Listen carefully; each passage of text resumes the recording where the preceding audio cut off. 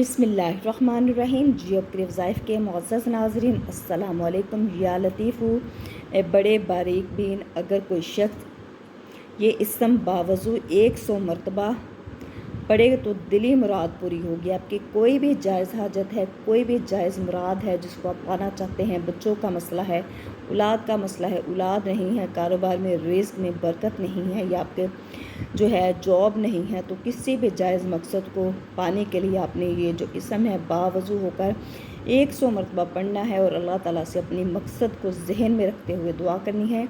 इंशाअल्लाह ताला आपकी जो भी जायज़ हाजत होगी, मुराद होगी, पूरी होगी।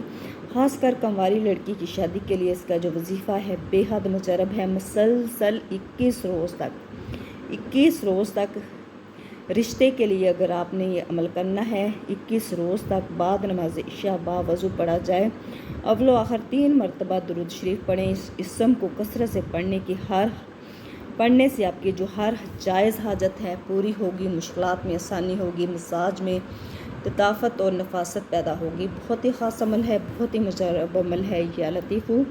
तो आप इसको लाजमी करें। वो बहनें जो अपने बच्चों की शादी की वजह से परेशान हैं, लड़कों की या लड़कियों की शादी नहीं हो सकती, ये वजीफ़ा माँ बाप भी कर सकते हैं। वो कुंवारी लड़की जिसकी रिश्ते का मसला है, जिसके रिश्ते के लिए परेशान है, वो अमल ये ख़ुद भी कर सकती है। अपनी हाजत को, अपनी मुराद को जहन में रखते हुए आपने ये अमल करना है। बावज़ू 100 मरतबा आपने पढ़ना है। जो भी दिली मुराद होगी पूरी होगी। रिश्ते को के लिए जो कुंवारी लड़की है, इसका ये बेहद मुजरब वजीफ़ा मुसलसल 21 रोज़ तक आपने नमाज इशा के बाद करना है। अव्वल आखिर आपने दुरूद इब्राहिमी पढ़ना है, दुरूशी पढ़ना है। इंशाअल्लाह ताला आपके लिए जायज़ असबाब अल्लाह पाक आपके बच्चों के लिए पैदा करेंगे, जायज़ रिश्ते आएंगे, अच्छे रिश्ते आएंगे।